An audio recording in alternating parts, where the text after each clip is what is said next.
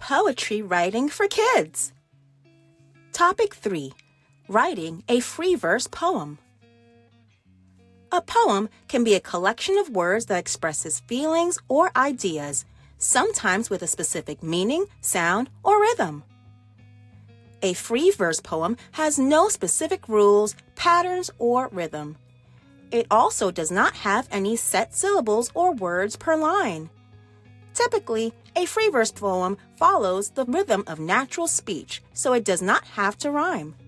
It does, however, have to create a visual image for readers to imagine the words in their minds. We can do this by using carefully chosen words and poetic devices. A poetic device is anything used by a poet to enhance the meaning of their poem. This can include sounds, shapes, rhythms, phrases, and words. Some important poetic devices are simile, metaphor, repetition, alliteration, consonance, enjambment, irony, personification, onomatopoeia, and hyperbole. Today, we will focus on alliteration, personification, and onomatopoeia for our free verse poem. Alliteration is the repetition of a letter, sound, or stressed syllable at the beginning of a word. Sometimes there may even be a word that repeats itself. For example, I could write, "The pretty pink petals of the perky petunia swayed gently in the warm spring air." In this sentence, I repeated the letter P to enhance the meaning of my sentence. It kind of sounds like a tongue twister, doesn't it? Personification is a figure of speech where we give human qualities to non-human objects. For example, I could write, "The rustling leaves danced in the warm summer breeze." Now, you know leaves can't dance, but I bet you pictured that sentence in your mind. Onomatopoeia is a word that names a sound but also sounds like that sound. Some of these words could be boom, bang, or poof. For example, I could write, "Suddenly, the sky lit up. Boom, bang. The fireworks exploded as the crowd watched on in amazement." With no rules, no patterns, and no rhythm, a free verse poem can be a little challenging to write. Let's look at an example of a free verse poem to get a better idea of how to write one. Here is an example of a free verse poem called "At the Zoo" by William Makepeace Thackeray. "First I saw the white bear, then I saw the black. Then I saw the camel with the hump upon its back. Then I saw the gray wolf with mutton in his maw. Then I saw the wombat waddle in the straw. Then I saw the elephant a waving of his trunk.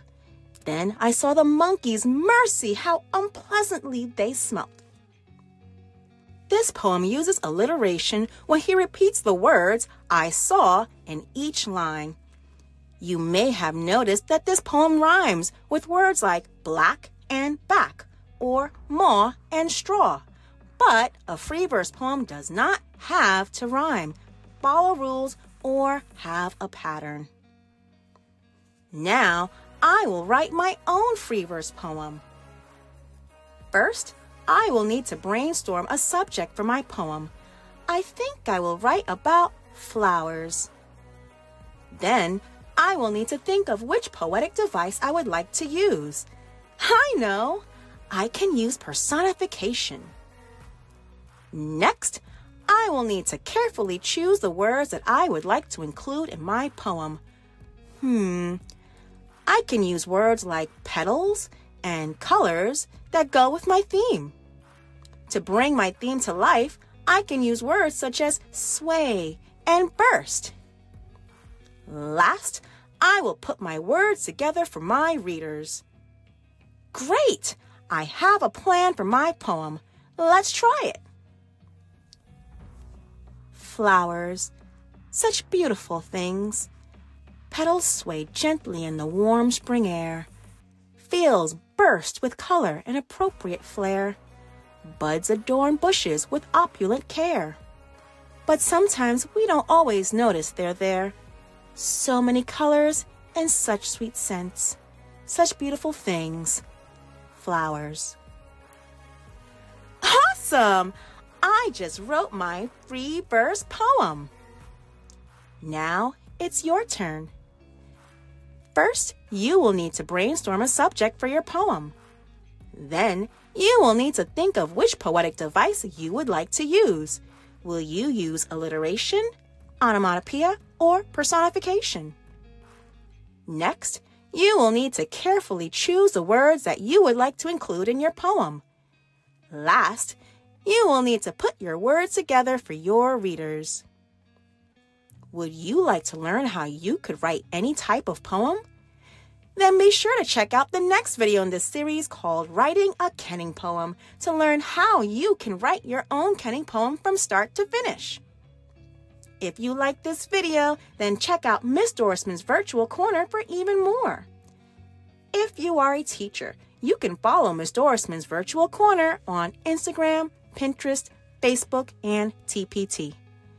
And don't forget to like, share, and subscribe for more videos like this one. Thanks for watching!